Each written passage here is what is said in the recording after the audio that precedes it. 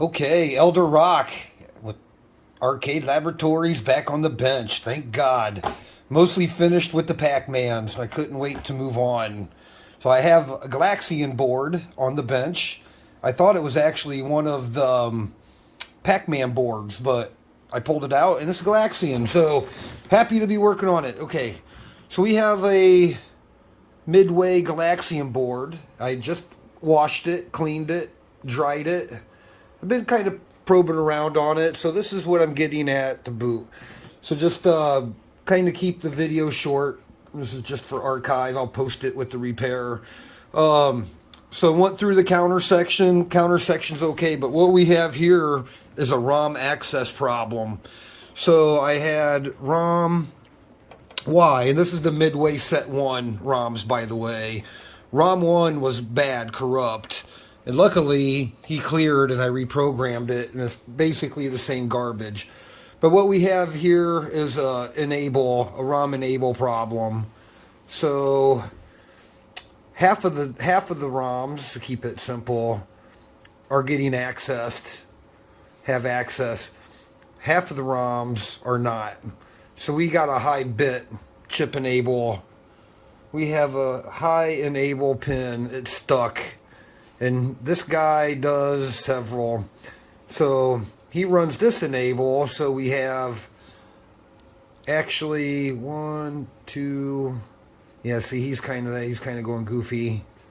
Three. So we have two bad enables, 2, 3, 4. But down here on the data lines, we have a bit that does not look good there. Data bit 3. Let's see, 1, 2, 3, 4. He's supposed to be toggling, and data bit 5 is just low. So he's stuck low. I think I know where the problem is. I think the problem is up here. I think the problem is here. But we're just going to do some maintenance first. So I'm just going to record all of this. Check my RAMs. I think a lot of the RAMs are good. Swapped out the CPU. I know the CPU is good, I think. I don't have faith in my other ones, to be honest. The RAMs are good. So I think we're going to go through and just do some basic maintenance. We're going to go through and replace the sockets. 7K, 7L. We'll do the CPU socket. These two ROM, I'm going to call them ROM sockets. These are just kind of oddballs. They're kind of like RAM, but they're ROMs. But these are good. And I'm gonna resocket the attack RAMs, and I think that's it. We'll do this one. Capacitors. I have an extra kit. I may go ahead and do the capacitors too. At least some of them. All right, that's the Galaxian initial diagnostic. So stand by. That was filthy. I should have got a. Oh, I do have a before picture. This thing would have had like grass. There's literally grass up under the sockets and the chips. And I think this guy might be bad. Actually, he is not getting the proper resistance across him. Might be because it's in circuit, but I might just pull him out and have a look. But power-wise is looking good. There we go. Galaxian, let's get it on. Hey everybody, it's Arcade Laboratories back at the test bench, bumping this thread on the Galaxian rack sound tempo. So when we started the game before, it was much too fast. Like compared with the main version, the rack tempo was just really fast right off the bat. So thanks for your help, guys, and I'll show you where we got. So kind of went back, did some studying and repair. Much better. Much better.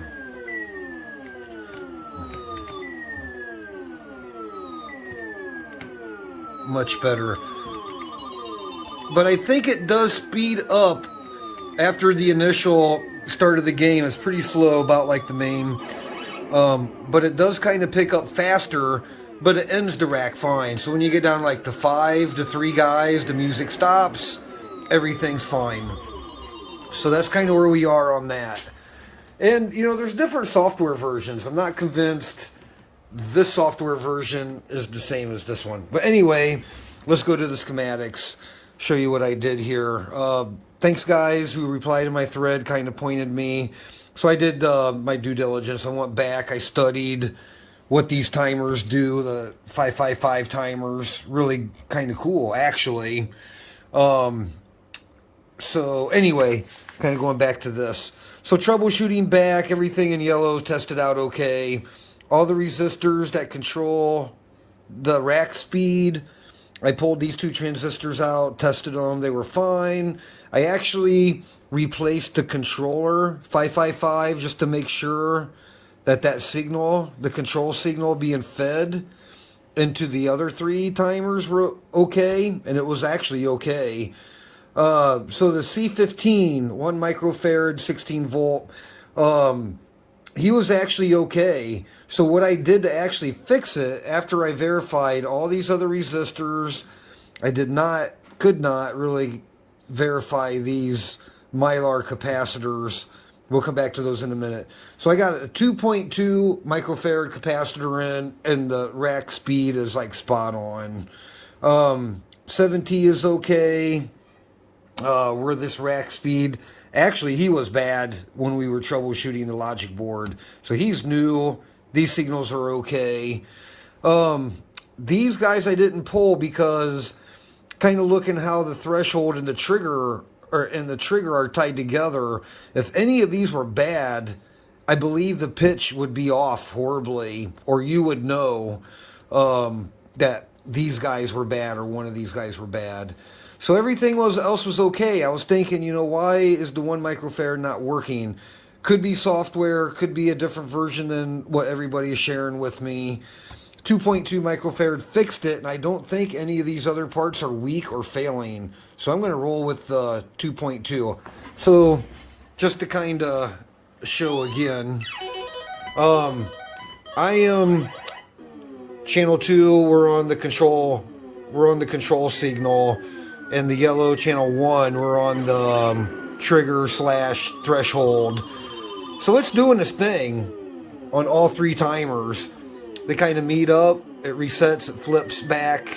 You know, there's a couple ways that you could actually test that, but this one is actually okay to do it like that. At least for reference. I know it's probably not perfect, but you can see it's in sync. And when they both get to 3-ish volts, that flip-flop is resetting and coming back. But anyway, I think we're going to call this one good. 5-minute video. So thanks for your help, guys. Actually learned a lot from this one. It's just such a little thing, but when you study, you know, it kind of takes time, and these timers are actually pretty cool. I like how they work on the threshold. You know, you got an upper and lower limit, and then kind of how you can set those limits using the values of resistors and capacitors. Very cool. All right, there's my bump. I think it's fixed. I'm going to call it fixed. Thanks.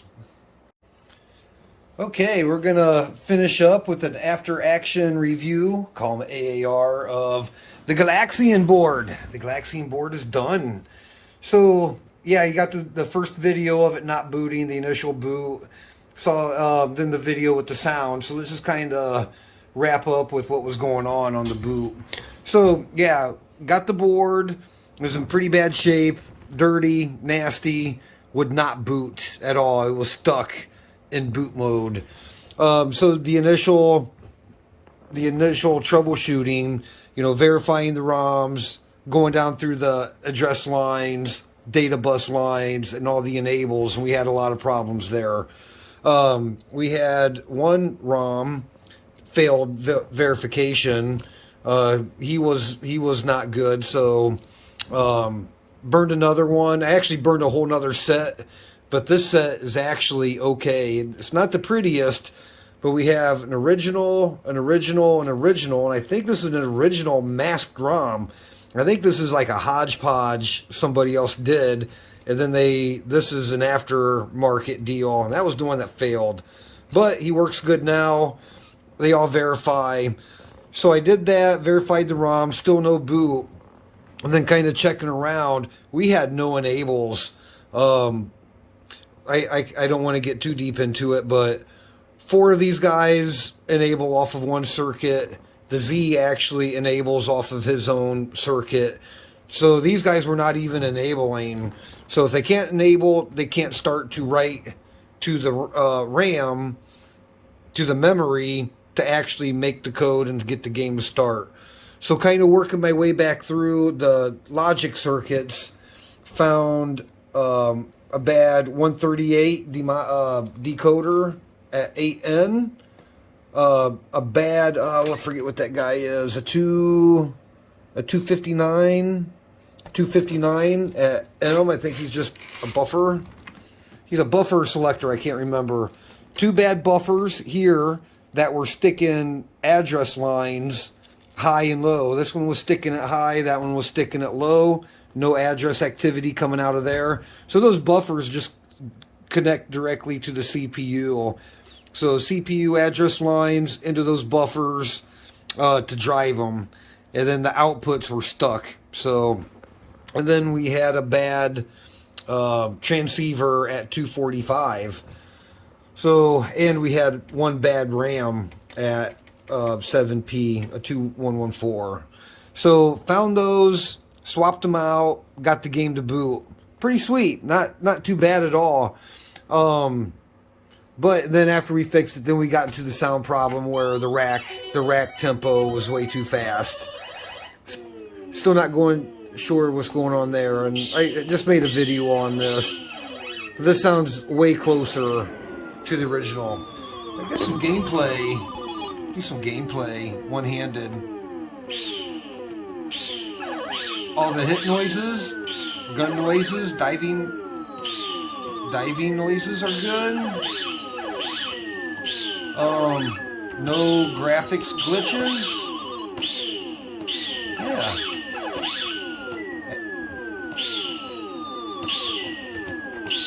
Yeah, no graphics glitches. Some gameplay. Oops. Yeah, whatever. I can't really play one-handed. So that's looking good. The board has been cleaned, has a bath. Everything's kind of finished. I did not do a capacitor kit because somebody already did. These have been replaced. Am I going to mess with these? This is the original axial has been replaced with tank style. And these guys, I really didn't see any. I didn't see any marks of any kind of expansion, leakage, anything. So we're not going to mess with him. So that's a Galaxian done. I just ordered the 1-chip mod board for this, and so I'm going to play around with that. So I got a little mod board coming that you can take all 5 of these RAMs and get it onto 1 chip and eliminate this memory board. So yeah, we'll see. We'll see how that works, but yeah, it all went really well. I had a bunch of stuck address lines. Enable outputs not working. Yeah, so just using the methods, running down address lines one at a time. Address lines one at a time. See where they're stuck, and it's actually a lot faster than trying to do it willy-nilly. Okay, that's Arcade Laboratories with another one. Stand by, more on the way.